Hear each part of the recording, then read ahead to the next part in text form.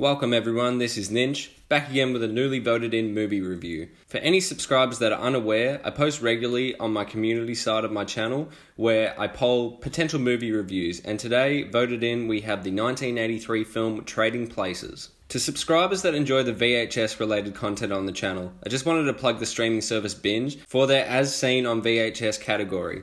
If you enjoy the videos but you don't find the whole collecting aspect appealing to you, it's a great way to introduce yourself to a lot of retro entertainment, such as the film we're going to talk about today. Standing at a 7.5 out of 10 on IMDb, yes, I'll always use IMDb over Rotten Tomatoes, that's just me. I just want to caution sensitive audiences that this is truly a comedy of its time. It's got many racial slurs, many homophobic slurs. It's a movie that has comedy elements seen in a lot of early Eddie Murphy stand-ups. It includes a Dan Aykroyd blackface towards the end of the film, but overall an experience if these elements aren't a bother to you. So the plot for this film: a snobbish investor and a wily street con artist find their positions reversed as part of a bet of two callous millionaires. Firstly, I just wanted to note how overacted this whole film is. It is overly nasty, it's overly crude, but it's also aware of that fact. The music is orchestral through and throughout. The stereotypes of rich whites and ghetto blacks is to full extent in this film. Basically, Eddie Murphy is shown wrongfully arrested early in the film, and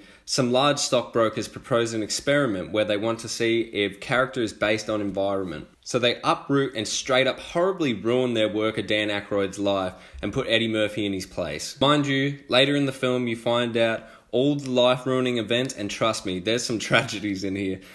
It's all worth $1 to them. Amongst a lot of the rude and crude humour in the film, I did find myself enjoying a quote said by the butler to Eddie Murphy quite a lot, and the quote is as follows: "Just be yourself, sir. Whatever happens, they can't take that away from you." I also witnessed some Hennessy-infused crepes early in the film, and while I haven't tried said recipe, it was just one of the more funnier and more disgusting show and tells of wealth. I'm also unsure if you would categorise this as a Christmas film. A large portion of the film does take place at Christmas. Something about seeing a disoriented Santa always appeals to my smooth brain.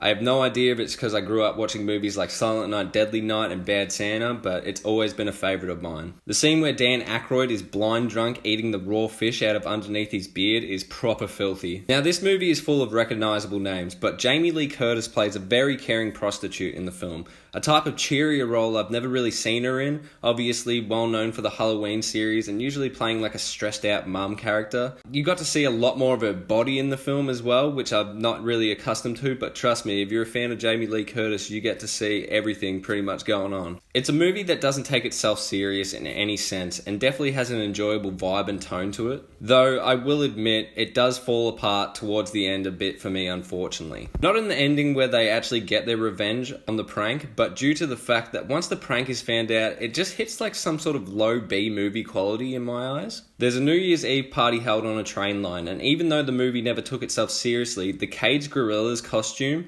and the overly dumb delivery men just dropped the quality for me so much. I enjoyed the film tonally, musically, and for the performances, but I did notice as a comedy overall, I don't think I passed a single belly laugh. I just found myself more enjoying the aura and the era of the film and the new experience itself. It is a movie I would recommend for people that enjoy mean-spirited comedies and of course the actors and actresses involved, but not for anything more. In past reviews, I've lacked a rating system, so with today's review, a new standard is going to be developed. I'm going to give this film an overall rating of a 6 out of 10. That's just my personal opinion. Let me know your opinion of the film down below. Thank you all for polling this and voting this in, of course. Once again, a quick plug to Binges as seen on VHS category, and if you're not subscribed already, subscribe.